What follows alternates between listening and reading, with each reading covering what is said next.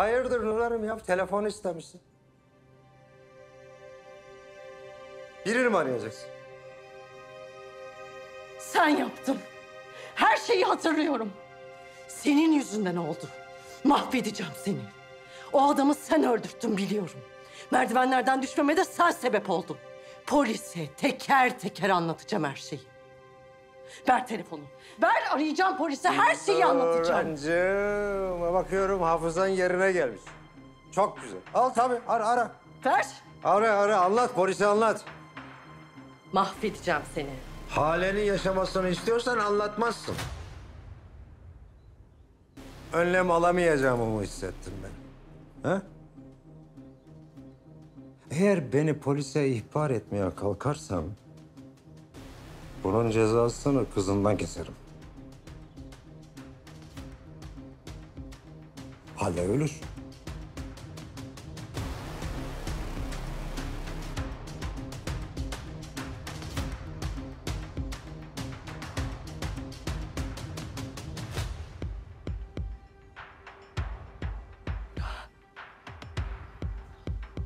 Ali.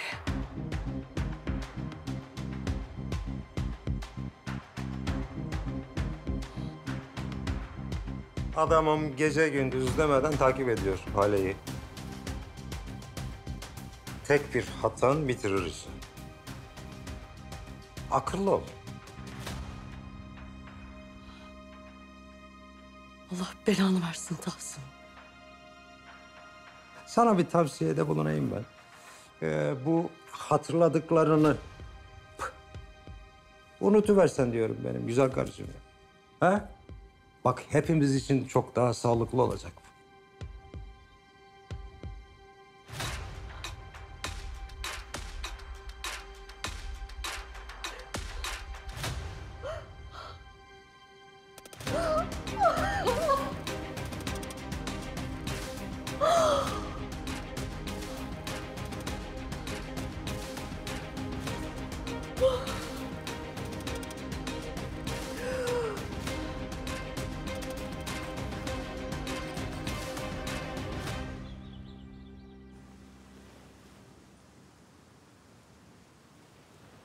Hale, dosyayı bırakır mısın? Bir şey söylemem lazım sana. İyi, bırakamam şu anda. Kaçırdığımız bir şey var mı diye bakıyorum.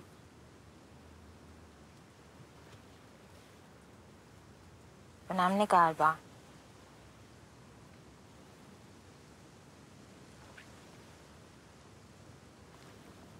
Evet, dinliyorum.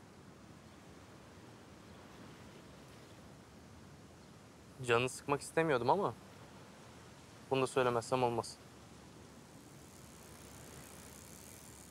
Üvey baban aramızda bir şey olduğunu düşünüyor. Benim dengim değilmişsin falan. Neyse yani kısacası Hale'den uzak dur dedi. Ben bir şey olduğunu tahmin etmiştim zaten.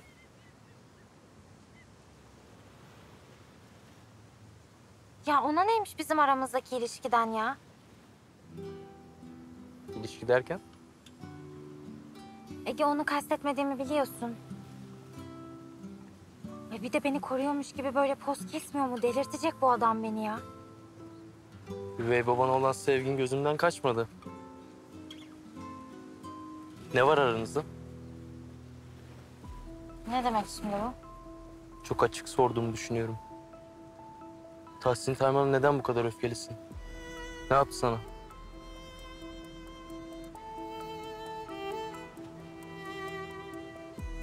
İğrenç biri çünkü. İğrenç biri. Anneme yaptıkları, herkese her şeyi parayla yaptırabileceğini sanması, hak hukuk tanımaması, ne bileyim insanları küçük görmesi, daha sayayım mı? Tahsin Tayman bu dünyada benim nefret ettiğim her şeyin vücut bulmuş hali. İğrenç. Artık benim için de öyle. Yani bir an çek defterini çıkarıp... kızımın peşini bırakmak için ne kadar istiyorsun delikanlı diye soracak dedim, aklım gitti.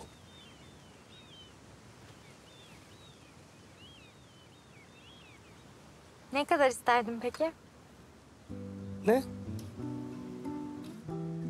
Ciddi rakam mı istiyorsun benden? Ya söyle işte, ne olacak Ege? Mesela sevgiliyiz. Tahsin geldi senden böyle bir şey istedi. Ne kadar paraya vazgeçerdin benden?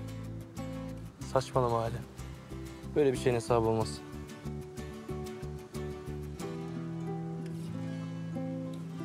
Tabii o dönemin döviz kurlarına bakmak lazım. Ona göre hesaplayacağım. İnanamıyorum sana ya. Bayağı aşkımızı paraya sattı şu anda. İyi para olursa satarım. Pislik. Hadi kalk gidelim.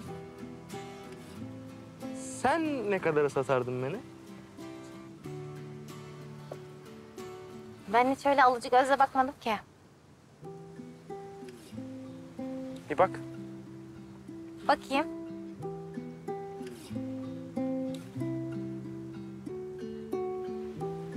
Vallahi para bile verirdim galiba senden kurtulmak için. Teessüf ederim ya. Çalışkan, zeki, yakışıklı, İsveç çakısı gibi adamım. Her işe yararım ya. Çok güzel. Ayıp yani. Hadi gidelim Ege ya.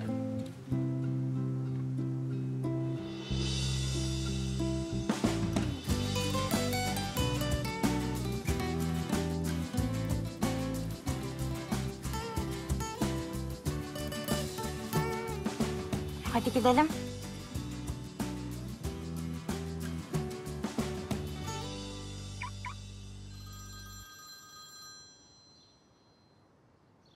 Alo, Doğan Bey, buyurun kimsiniz? merhabalar. Müsaitseniz sizinle konuşmam gereken önemli bir konu var. Irmak Hanım'dan randevu almanızı isteyeceğim hanımefendi. Kızınızın katilini tanıyorum. Neredesiniz şu an? Tamam.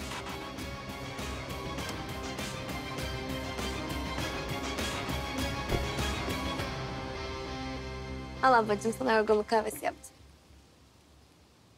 Ellerine sağlık canım benim. Teşekkür ederim. Babam, yok mu babacığına kahve? Adı üstünde yorgunluk kahvesi. Hani o çalıştı, yoruldu. Sen ne yaptın?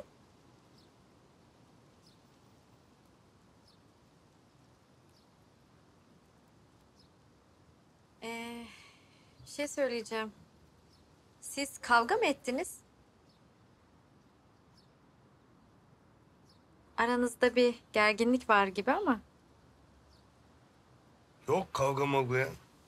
Gerginlik falan da yok. Ayaküstü 40 tane yalan atıyorsun yine. Anlatsana ablama ne yaptığını. Şş, Banu. Sakin ol biraz. Ne oluyor baba, ne anlatacaksın? Ne bileyim ne anlatacağım kızım. Kendince tutturmuş söylüyor bir şeyler. Ya bir de kendince tutturmuş diyor. Abla sen var ya yerden göğe kadar haklıymışsın. Ben nasıl inandım acaba senin bizi özlediğine, senin bizi gerçekten sevdiğine? Hanım bak yapma Allah aşkına, sen benim niyetimi niye sorguluyorsun ya? Ben özledim de öyle geldim, yuvama geldim özledim. Yuvanı özledin. Özlemişken bir de kızımın çalıştığı evi soyayım dedin değil mi? Ne? Banu ne diyorsun sen ya? Abla bu adam var ya, Nazan Hanımların evini soymaya kalkıştı. Evin köpeği onu ısırmasa başaracakmış da. Rocky. Köpeğin adı Rocky. Rocky. Ayaküstü nasıl kandırıyor ama bizi değil mi? Kızım ne kandırması, gerçek işte Rocky köpeğin adı. Isırdı mı ısırdı, gitti bacak gitti yani. Yani gerçek hikaye değil bu. Daha da açıklayabilirim yani. Ya Allah aşkına neyi açıklayacaksın? Sen gerçekten kardeşimin çalıştığı evi mi soyacaktın? Hayır yani bir şeyler yürütebilseydin suçun Banu'nun üstüne kalacağını hiç düşündün mü? Tam tahmin ettiğim gibi. Aklının ucuna bile gelmedi değil mi? Gelmedi tabii. Çünkü biz senin umrunda bile değiliz ki. Ne zaman olduk zaten. Şimdi hemen çık git bu evden. Bir daha da karşımıza çıkma, çık! Bahar. Banu. Banu ne? Ne Banu? Çık. Hadi.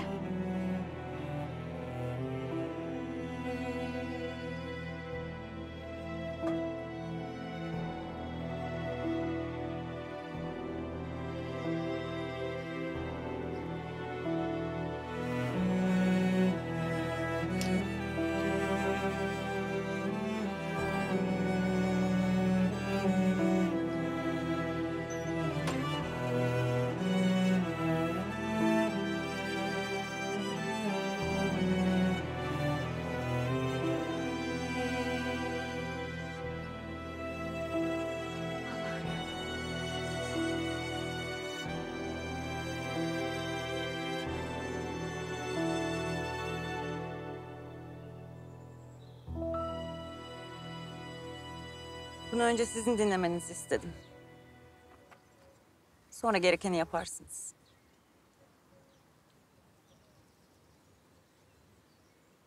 Başımıza bela olan bir avukat var.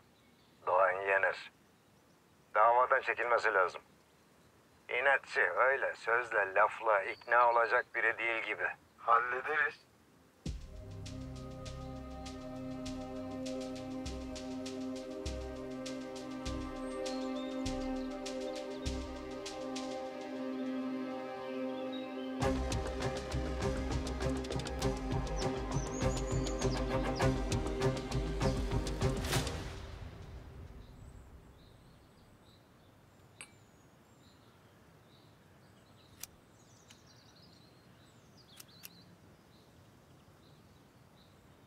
Çiçek seven insan kötü olmaz derler. Hakikaten baksana adama. Şu haliyle ne kadar zararsız gözüküyor değil mi?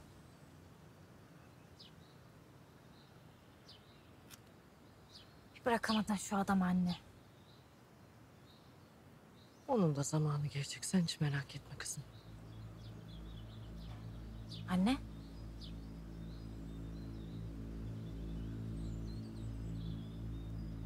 Nur Hanım. Bu gül senin için. Hoş senin kadar güzel değil ama.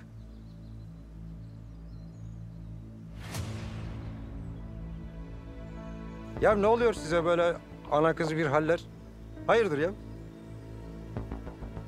Getir kızım koş. Afiyet olsun efendim.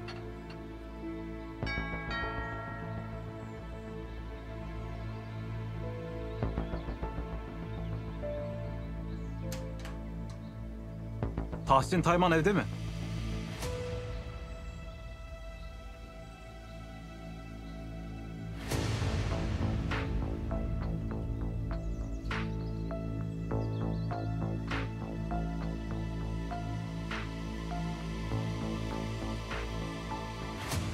Sizi İpek'ten cinayetinden dolayı gözaltına alıyoruz. Ne? Doğan Yener'in kızı. Ya ben bir şey yapmadım ya. Ya avukatımı aramadan hiçbir yere gelmiyorum. Çetin avukatımı... Telefonumu nereye... Hala bir şey yap ya.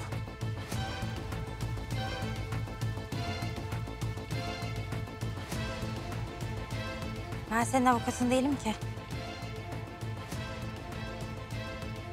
Avukatınızı emniyette ararsınız. Buyurun.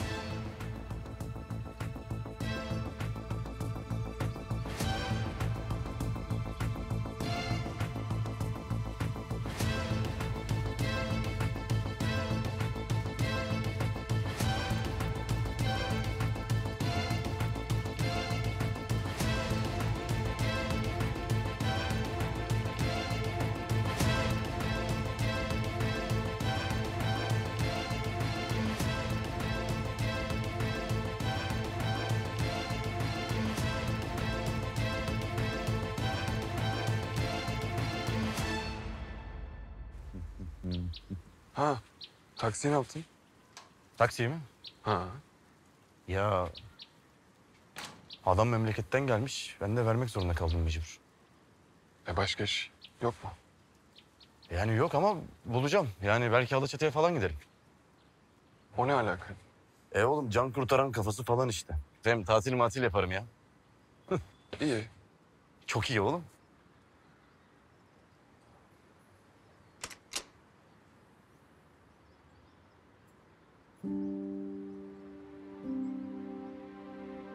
Abla hoş geldin.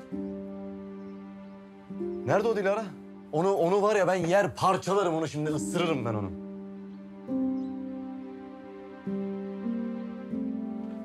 Mert.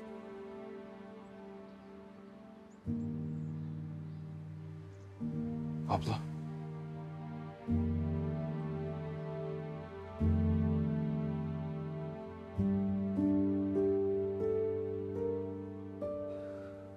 Ne diyeyim ben şimdi?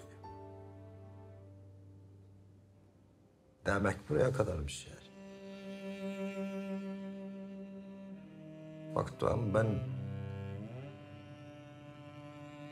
baba olamadım. Şunu bilin ki yani kızınızın ölümüne ben gerçekten çok üzüldüm yani. Üzüldün. Ha. 5 yıl sustum be adam. Ne istedin bizden? Neydi derdin? Ya ne isteyeceğim ben sizden ya? Çok büyük bir arazi davası almışsın. Ya yatırımcılar da ciddi para harcamışlar. Kaybedecekler. Sonuç itibariyle arazinin sahiplerinin avukatı koskoca Doğan Yener. Yani. Ben hallederim dedim. Çünkü arazi büyük, para büyük. Arazinin 1/3'üne karşılık senin canın. Kızımızın canı. Vallahi de billahi de hedef sendin ya. Ya duydum da gerçekten ben çok kahroldum. Üzüldüm yani. O araziye çökenleri de tıkacağım bu deliğe. Hep birlikte şu 3 metrekarede geberip gideceksiniz. İçeride çürümen için ne gerekiyorsa yapacağım. Her gün öleceksin. Her sabah ben niye uyandım diye ağlayacaksın. Her gece ölmek için dua edeceksin. Her gece.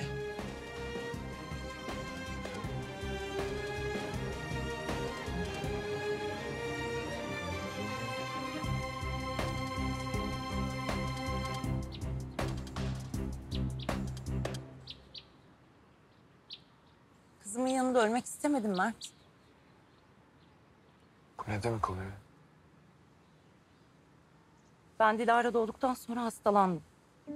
Her gün yavaş yavaş ölüyordum. Bir gün Dilara o minicik elleriyle saçımı okşarken tel tel saçlarım elinde kaldı. Bana bir bakışı vardı, görmeliydin. O kadar korktu, o kadar ürktü ki.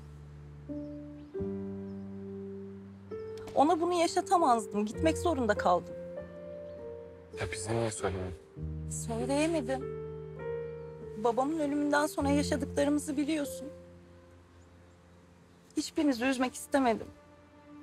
Hele Dilara'yı. Kıyamadım. Benden nefret etsin ama acı çekmesin istedim, anladın mı?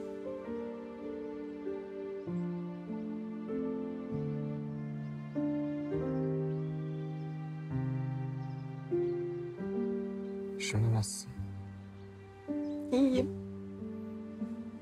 Zordu ama başardım. Dilara için hayatta kaldım, biliyor musun?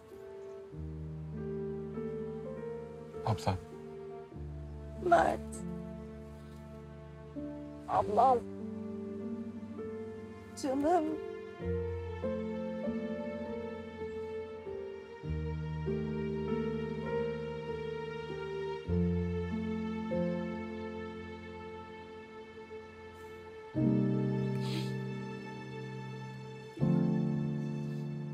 İyi ki geldin.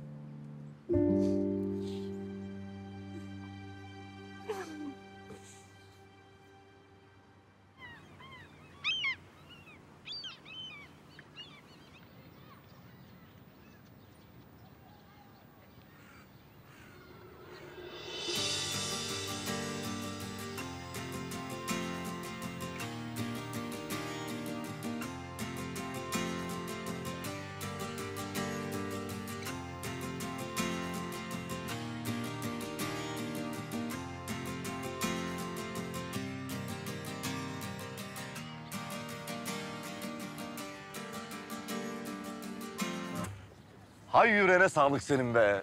İnanılmaz güzel çalıyorsun bu arada ama bence sadece çalmaya devam etsin yani. Boş ver geri kalanını. Bir şey diyeceğim. Benim sesim güzeldir aslında. Bir şeyler mi yapsın?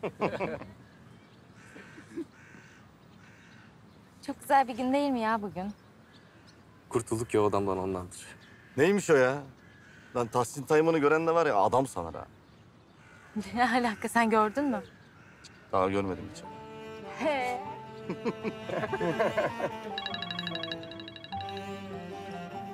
Ali efendim anne. Müjdemi isterim oğlum. Babanla karar verdik. Senin yanına taşınacağız. Ne? Ne zaman? Akşam yola çıkıyoruz. Gelince konuşuruz. Öpüyorum seni. Var. Annemler İstanbul'a geliyor. Acil ev lazım. Gözün aydın. Ev. Tamam. Tamam, sakin ol, hallederiz.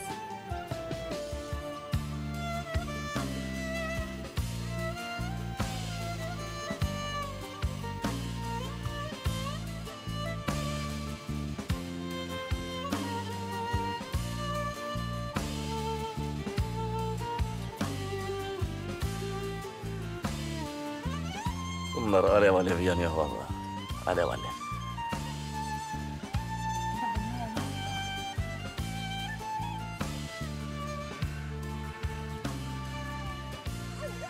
Ne haber? Şu güzelliğe bak.